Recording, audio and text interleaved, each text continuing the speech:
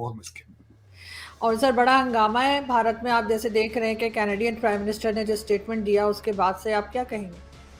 देखिए, मेरी नज़र में तो आरज़ू ये G20 को नज़र लगी है। ये मैं जो कुछ लोगों को शायद भारत की इतनी वो जो चढ़ाइयाँ थी वो पसंद नहीं आई, नज़र लग गई।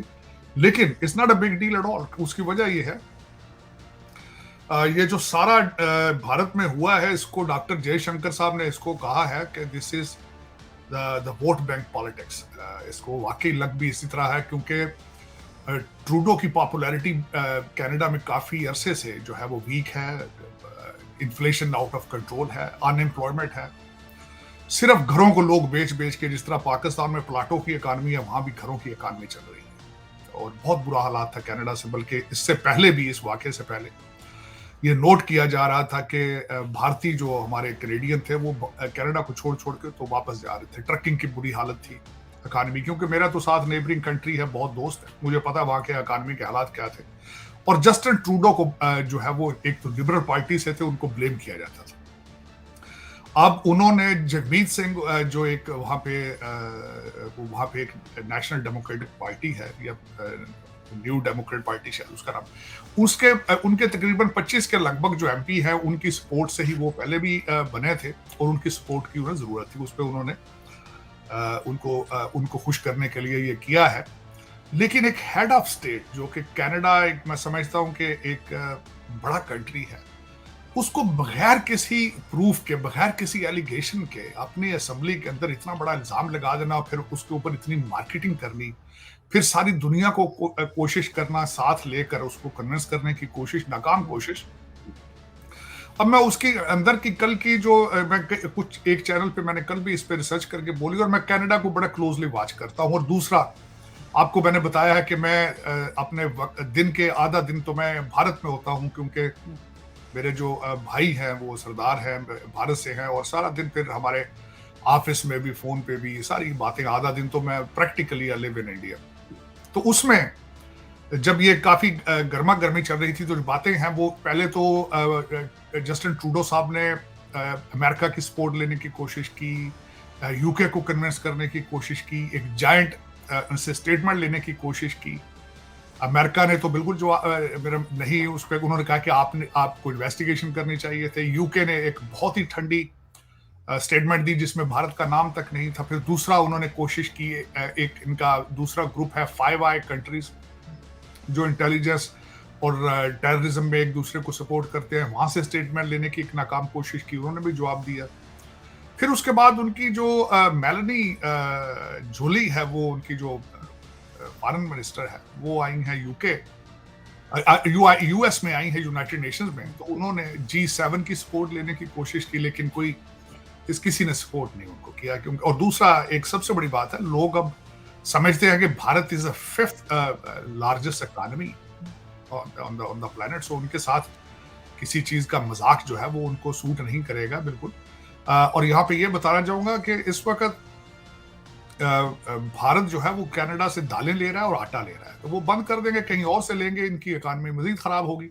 इनका एक पेंशन फंड है जो 2 बिलियन से ज्यादा है, उसकी इन्वेस्टमेंट इन्होंने भारत में कर रखी है। महिंद्रा जो ट्रैक्टर बनाते हैं, गाड़ियां बनाते हैं, उनके प्रोजेक्ट में इन्होंने अपने कनाडा के जो पेंशन है उसको 2 बिलियन। तो ये सारी चीजें अपने लिए गड्ढे खोद रहे हैं, मेरा ख्याल में इस मॉडर्न दौर के अंदर, बगैर किसी एलिगेशन, बगैर किसी सॉलिड प्रूफ के। आज सुबह प्रेस कॉन्फ्रेंस थी फॉरेन अफेयर वालों की, मैंने भारत में मैंने वो सुनी है, तो उन्होंने बिल्कुल कहा है कि हमें कोई ऐसी एविडेंस नहीं दी गई जिसके ऊपर ये इल्जाम लगाया जाए। लेकिन जो इसमें से निकल रहा है, जो क्राइसिस चल रहे हैं, एक तो ये है, दोनों तरफ से डिप्लोमेट्स को निकाल दिया गया है। भारत ने आज वीजा सैंक्शंस लगा दी हैं। उससे जो भारत में ज्यादा लोग हैं, जो इंडियन ओरिजिन के लोग हैं, उनको तकलीफ होगी। और दूसरा, इस वक्त जो सबसे ज्यादा नुकसान है, जो मैं समझता हूँ जिन चीजों को हवा दी जा रही है, वो हिंदू सिख रिलेशनशिप को खराब किया जा रहा है। ये सबसे ज्यादा नुकसान इस चीज को है। और मेरे सेंटीमेंट्स हैं, दोनों तरफ से मेरे सेंटीमेंट्स हैं, मेरे हिंदू भी दोस्त हैं, मेरे सिख भी भाई हैं। तो जो मुझे सबसे ज्यादा तशवीश इस चीज की है कि हिंदू सिख जो है वो रिलेशनशिप आपस में खराब हो रहे। इन कैनेडियंस को तो इतना ज्यादा फिक्र नहीं पड़ेगा, क्योंकि ये तो कनाडा में रहते हैं, एयर कंडीशन में रहते हैं, मजे करते हैं, जो लोग सिख भारत में आबाद है और खासकर कई स्टेटों में है जहां बहुत थिन माइनॉरिटी है, उनके खिलाफ एक नफरत उभरेगी। मैं समझता हूँ इस सब से जो कुछ भी हुआ है, लेकिन इसमें से अच्छा कुछ भी नहीं निकलेगा। मेरे ख्याल में कल जो एक स्टेटमेंट दी है ट्रूडो साहब ने पिछले टाइम इस वाकये के बाद, तो उसमें लग रहा था उनकी भी हवा निकली हुई थी। उन्होंने भी कहा है कि हम भारत को जो है वो मेरा ये नहीं था कि उनको प्रोवोक किया जाए, लेकिन प्रोवोक तो अब हो चुका है, चीजें तो अब आपके हाथ बिल्कुल। से निकल चुकी हैं, अब चीजें तो सर, पाकिस्तान के जो पहले फॉरेन मिनिस्टर थे बिलावल भुट्टो, उन्होंने भी फौरन ही बड़के मारनी शुरू कर दी हैं, और इस वक्त जो फॉरेन मिनिस्टर हैं जो अमेरिका में ही मौजूद हैं, उन्होंने भी स्टेटमेंट भारत के खिलाफ दे दिया, और आजकल हमारे टीवी पे सुबह शाम यही आ रहा है कि जी भारत एक्सपोज हो गया। देखें, यहाँ पे तो जोक पे जोक हो रहे हैं यूनाइटेड नेशंस में। मेरा ख्याल है मेरी ख्वाहिश थी कि उसमें से एक जोक तो ये है कि हमारे फॉरेन मिनिस्टर साहब ने फरमाया, भाई हम तो भारत के साथ बातचीत करना चाहते हैं, वो खुद नहीं करते। ये मौके, ये मैंने देखा कि आप पाकिस्तानी लोग बहुत स्मार्ट लोग, आप लोग मौके की मुनासिबत के हवाले से फौरन अपना वो जो स्टेटमेंट, अब यूनाइटेड नेशंस में आए तो भाई हम तो भारत के पीछे पीछे घूम रहे हैं, रिलेशनशिप वही बात करते हैं। IMF को पैकेज लेना हो तो कहें जी हम तो भारत से बात करना चाहते हैं। और मेरे भाई बात इस तरह तो नहीं हो जाती ना हवा में। बात करने के लिए कुछ स्टेप्स आपने लिए, वो हालात बेहतर करने के लिए सिचुएशन आपने की है। दूसरा सबसे बड़ा मजाक है जो वो किया है, IMF की जो हेड है वो हमारे काकड़ साहब को, प्राइम मिनिस्टर साहब को मिली हैं, और उन्होंने कहा है कि अमीरों से टैक्स लेकर गरीबों की मदद करें। वाह भाई, कैसी बात उन्होंने कर दी। ये आपका क्या ख्याल है? हमें नहीं पता ये अमीर लोग कौन है। रूलिंग एलीट है। रूलिंग एलीट से आप लेके दिखाएं। आप बिजली के और पेट्रोल के आप जो है रेट बढ़ा देते हैं। कभी आपने कहा है कि पहले करप्शन रोको? कभी आपने कहा है जो अमीर लोग हैं, जो 4-4 कनाल के घरों में रहते हैं, उनका टैक्स बढ़ा दो? कभी कहा है जो महंगी गाड़ियां ना मंगाओ, मेकअप ना मंगाओ, कुत्तों की खुराक, आइसक्रीम, चॉकलेट ना मंगाओ?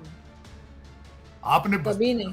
बड़ी पॉलिटिकल स्टेटमेंट दे दी। ये जोक था, में दो जोक हैं। एक जोक ये है कि भाई हम तो भारत से रिलेशनशिप ठीक करना चाहते हैं, भारत हमसे बात नहीं करता, वो नाराज है हमारे साथ। और दूसरा जोक ये है कि भाई अमीरों से टैक्स लेके गरीबों की मदद करें। ये IMF की स्टेटमेंट है काकड़ साहब। और मजे की बात है, जिस प्राइम मिनिस्टर को वो कह रही है उनके ऊपर खुद नैब का केस है। आपको पता ही है जो नैब के नए केस खुले हैं, उसमें हमारे वजीर आजम साहब जो है वो भी जख्मी है, उसमें वो भी इसमें जो है वो उसका केस है, उनका केस है नैब। बिल्कुल। तो भाई आप किन से बातें कर रहे हैं यार? IMF वाले पता नहीं कि उधर हमारे नवाज शरीफ साहब हैं, वो कहते हैं भाई G20 हमने करनी थी, चांद पर हमने जाना था। ये कैसा यार, ये जोक्स क्या है यार? ये क्या कर रहे हैं आरजू? मुझे तो बहुत ही अजीब सा लग रहा है। वो कह रहे हैं हमें कॉपी करके भारत ने अपनी इकोनॉमी ठीक कर ली। ये तो हमारे आइडिया थे, सब सारे आइडियाज हमारे थे जो भारत ने कॉपी कर लिए। मैं आरजू देखें, अपनी सड़क तो खुद आप सीधी बना नहीं सकते हो भाई। मोटरवे आपने कोरिया से बनवाई है, सी पैक बन रहा है आपका चाइना बना रहा है। आप लाहौर का ट्रैश आप टर्की के ठेकेदारों को बुला लेते हैं सारी किकबैक्स लेने के लिए। जिस मुल्क में एक सड़क ना बन सकती हो, चांद पे किस तरह जाना? साइकिल पे जाना था आपने चांद? पता नहीं ये मजाक पे मजाक है। और कौम ऐसी बेवकूफ है कि वो कहते हैं नहीं जी हमें जिहाद करना है, हमें जिहाद चाहिए, हमें जिहाद। पता नहीं किस जिहाद की बात हो रही है, पता नहीं दुनिया किस डायरेक्शन पे जा रही है। कल इलान मस्क ने कल जो उनका वो जो प्रोजेक्ट उन्होंने दिमाग में कंप्यूटर फिट करने का है, उसको FDA ने अप्रूव कर दिया है। यहाँ वो 10 लोगों पे एक्सपेरिमेंट कर रही है। दुनिया दिमाग में कंप्यूटर लगा रही है, ये पता नहीं किस जिहाद के चक्कर में पड़े हुए हैं और लीडरान है। अब मैं छोटी देखिए आरजू, मैं आपके हालात बताना चाहता हूं आपको। मेरे प्राइम मिनिस्टर साहब शहबाज शफीक साहब, वजीर आजम साहब पाकिस्तान गए, एक दिन रुके, 3 मुलाकातें हुई, फौरन दूसरी फ्लाइट पे वापस लंदन। आपकी जो क्वीन ऑफ पाकिस्तान है वो भी और उसके बाद मुझे ये बताएं, आप इस दौर में आप एक दिन के लिए जाते हैं, वजीर आजम साहब गए हैं, जो साबिक वजीर आजम जो शायद हो सकता है मुस्तकबिल में भी दूसरे अगले वजीर आजम हो, एक दिन रुके हैं वहां पे, क्या हुआ है? मेरी जो इंटरनल की सारी खबरें मुझे रिपोर्टें आ रही हैं, आपस में फैमिली के झगड़े चल रहे हैं सख्त। भाई वो कहते हैं अगला जो है वो शहनशाह अकबर के तख्त पे मैं बैठूंगा, वो आपस जिस तरह वो मुगल लड़ते थे आपस में, इस तरह ये लड़ रहे हैं। बिल्कुल। मुगलों का आपको पता है ना, मुगल भी एक हुँ। दूसरे की आंखें निकाल देते थे, भाइयों को मार देते थे, बाप को मार देते थे, वही हाल है। ओ खुदा का नाम लो यार, 25 करोड़ लोगों को रोटी नहीं मिल रही खाने को यार, आपके लले तलले खत्म नहीं हो रहे। मैं तो वैसे आरजू, मैं यकीन करें कि मैं क्या बताऊं, आप पाकिस्तान की बात कर देते हैं, मैं तो करना नहीं चाहता पाकिस्तान की बात, कि उसकी वजह है कि मैं जब भी बात करता हूँ इमोशनल हो जाता हूँ, क्योंकि आपका कोई सामने नजर नहीं आ रहा कि आपका फ्यूचर क्या है। आप 25 करोड़ लोग क्या चाहते हैं, मेरी समझ से बाहर है। अफगानी भी अब आपका मजाक उड़ाते हैं, वो भी कहते हैं करेंसी देखो, अपनी इकानमी देखो, अपने कुछ देखो, अंदर के हालात देखो। देखिए कभी उन्होंने भी मजाक उड़ाना था, जो मेरे मुझे जिनके अपने, जो खुद अभी मोटरसाइकिलों पे गधों पे फिर रहे हैं भाई, जिनके कंट्री के अंदर सड़क साबित एक सीधी सड़क नहीं उनकी, वो भी मजाक उड़ाते हैं। सर वो जो दिमाग में कंप्यूटर लगा रहे हैं वो पाकिस्तानियों के ही लगा देते, शायद कुछ मतलब कुछ अच्छा लगेंगे, ही रिजल्ट आ जाता हमारा भी। लगेंगे आरज़ू, लगेंगे। वो कैसे लगेंगे मैं बता दूँ। एकलव्य न्यूज इंडिया, अंतर्राष्ट्रीय खबरों का मंच।